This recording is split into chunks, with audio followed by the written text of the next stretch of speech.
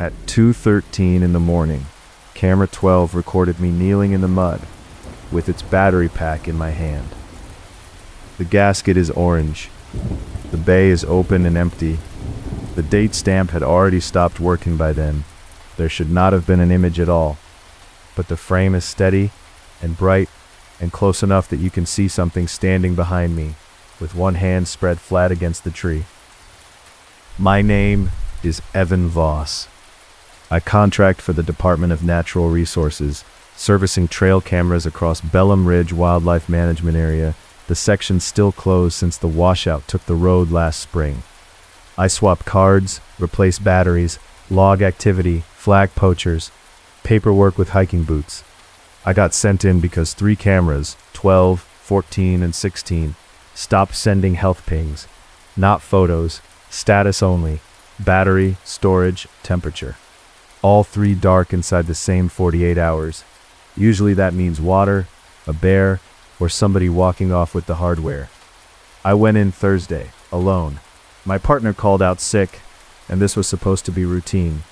Before I left the truck, I pulled the last uploaded burst off camera 12's log, just to see what it caught before it died. 3 frames, 1 second apart, same cedar trunk. No deer, no coyote. In the last 2, a pale hand curled around the far side of the trunk, like something ducking out of frame a half second too slow. People turn up on these cameras all the time. Hunters, kids, meth cooks.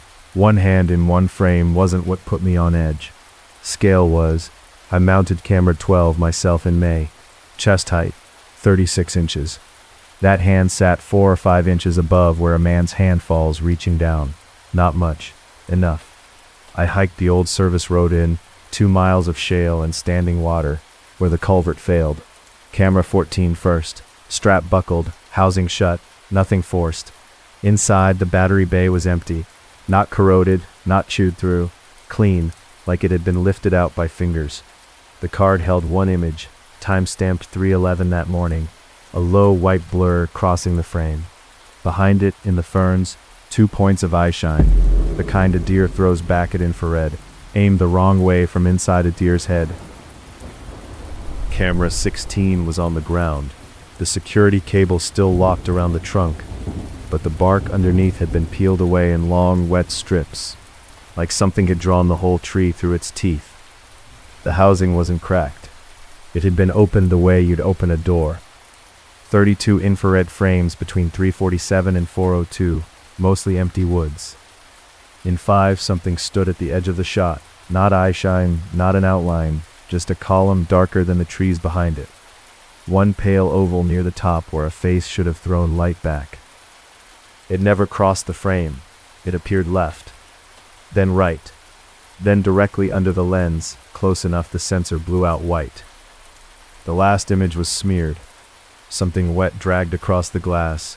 Through the streak you can still make out 5 fingertips pressed flat.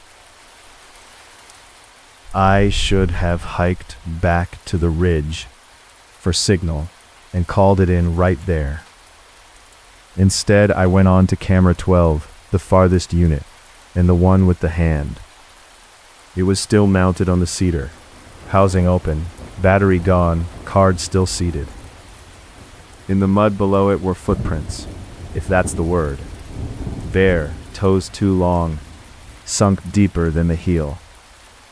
Nobody walks that way on cold ground. You protect the ball of your foot. These looked planted, one at a time, like something lowering itself down instead of walking. I seated a fresh battery and powered the unit on to test it. It clicked, caught me standing there, fine.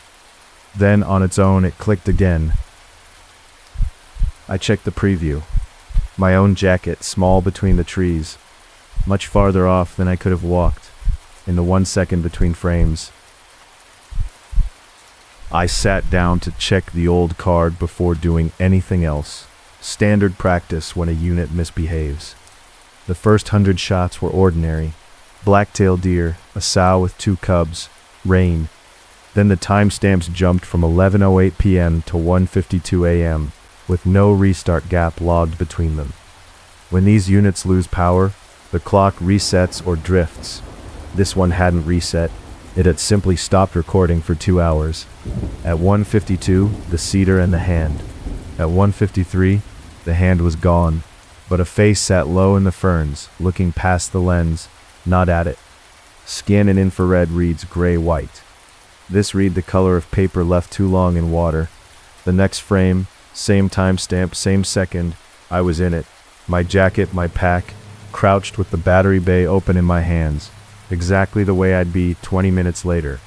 The file's capture time was 12 hours before I ever reached that tree. Wrapped around the far side of the trunk behind me was an arm with too many joints in it. I closed the laptop and listened. The woods weren't quiet.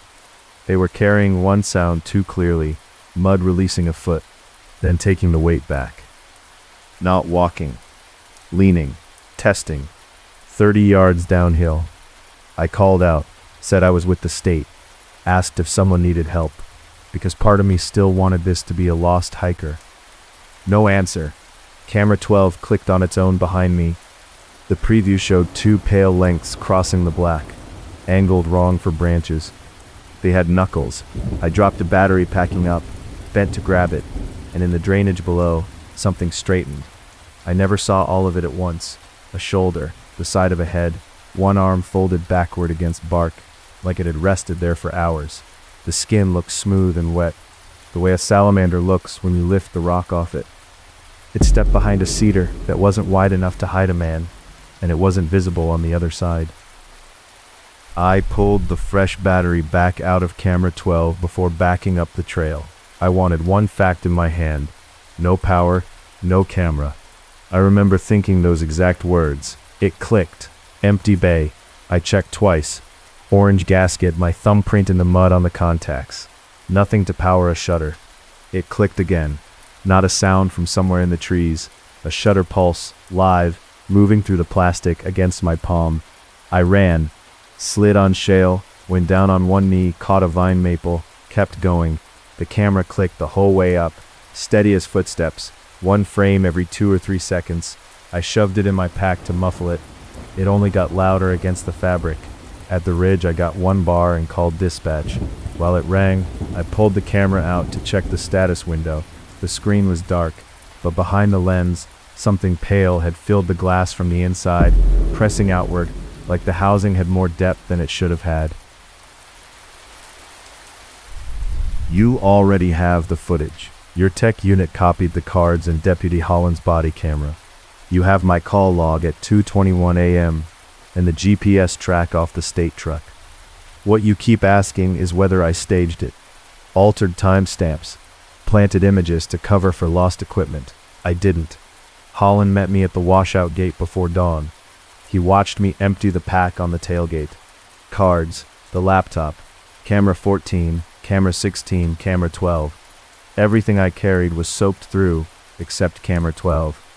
He said it looked like it had been kept indoors. We opened the housing together on his camera.